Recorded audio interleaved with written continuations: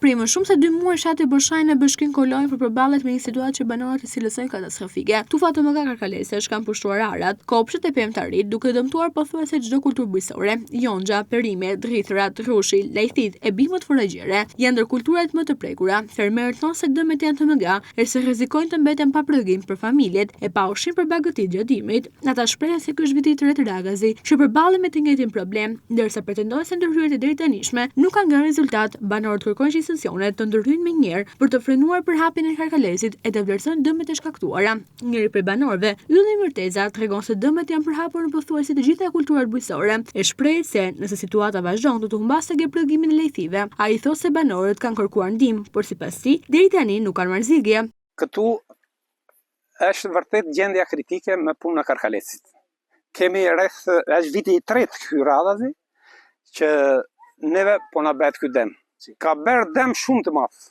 Nuk na ka lënë me patate, me speca, me kungujt, do me gjithë këto që janë perimet e periudhës tanishme janë shkrirë. Tani ka filluar fletën e rrushit.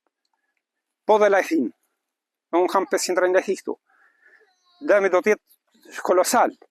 Prandaj duam ndihmë nga shteti të ndërhyjnë, se nuk është gjë e paktë kjo. Punon gjithë jetën, do me punon gjithë periudhën, edhe vi koha të iki kështu, është e vështirë. Bashkia nuk hajrë dhe asnjëherë vetëm këta të bujqësisë Korçës, bile ata erdhën këtu dhe thanë ju duhet merri me bashkinë këtu. Bashkia nuk ka ardhur asnjëherë Erseks. Vetëm këta të bujqësisë Korçës kanë erdhur 2 herë. Kanë thirrë dhe për të spërkatur një 2 herë, dhe asnjë efekt nuk ka bërë.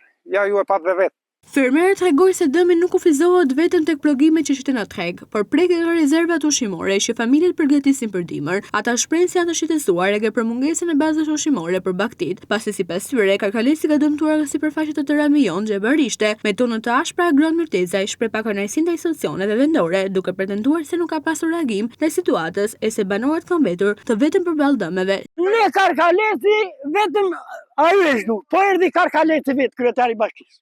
Po nësë në kalën dhe më jamë të vini në shtëpia jonë, nuk rëndon në shtëpitimi.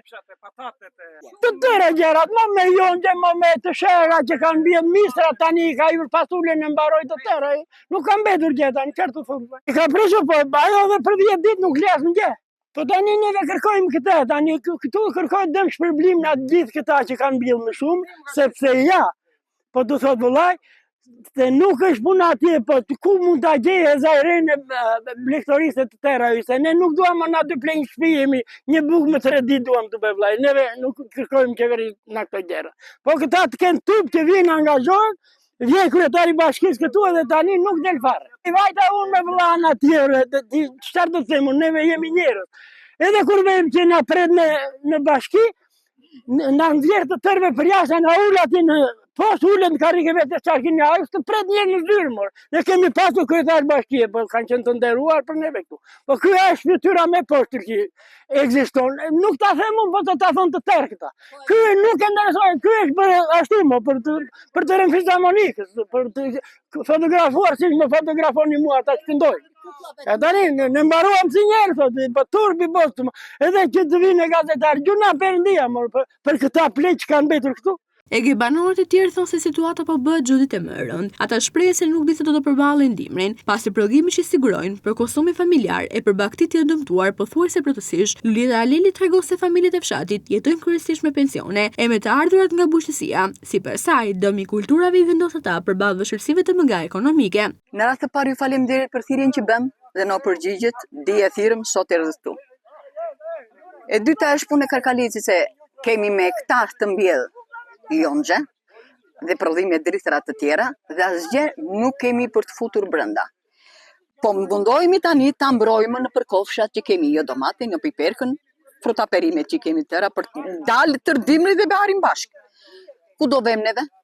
Me një pension që kemi ne të vogël, të marrim zajre për blegtorin, të marrim ushqime për veten tonë, apo për fëmijët. Nuk e dim se t'ja bëjmë. E thirrëm bashkinë, erdhi, ju bëri ilaç. Se çfarë ilaçi ishte o vëlla? A për të shumuar, a për të paksuar? Nuk e kuptoj, se po tish për të paksuar, nuk të i shumuar ajo të bëshën të barën. Po ti vesh parcela vetë, që në fund të fshatit, dhe deri në krye që bashkohemi me Msarin, absolutisht asgjë s'ka, vetëm dushu ka mbetur. edhe dush këto t'i vjen nga vash. Sipas Shamir Alili, spërkatja e kryer deri tani nuk ka dhënë asnjë rezultat e se sipërfaqet e dëmtuara vazhdojnë të shtohen. Ne në fshatin Bosha kemi problemin e Karkalecit. Ka 2 muaj që ka rënë. Erdhi i bën spërkatjet në bashkia, nuk dha rezultat. Ajo u shumbua më shumë. Ne s'ta ka lënë bimët, jonxhe, kopshat, i ka grirë. Prandaj duam një ruzidhje në bashkia. Dhe me hektar të jonxhet e barat e. Ndërkohë, Ëngjëll Baku thotë se karkalesat kanë hyrë edhe në banesa, ndërsa kërkon pranimin e institucioneve në terren për të parë nga afër situatën. Problemi është i Karkalecit. Neve na hyri në dhomë, flim me Karkalecin në dha. Qa të bëjmë dhe ku të bëjmë ne? Duhet Karkaleci, kretari komunës, mos marrine e sekë, po të vi këtu. I themi, a i nuk vjen. Ka ikur në plash. Mos e pyet. Ose las dje për gjeje. Të tëre perimet, ikën. Ne ato mbajmë për dimër. Mos e diskutoj hengri, shkarpa futë mbarin.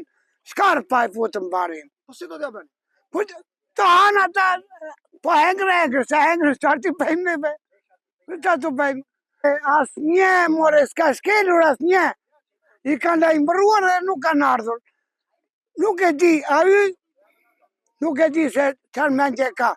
Banorët e Bëshajnit kërkojnë ndërhyrje urgjente të institucioneve përgjegjëse për të frenuar përhapjen e Karkalesit, vlerësimin zyrtar të dëmeve e mbështetje financiare për fermerët e prekur. Ata paralajmërojnë se nëse situata vjon në këtë ritme, pasojat do të ndikojnë jo vetëm në ekonominë e familjeve, por edhe në prodhimin bujqësor të gjithë zonës.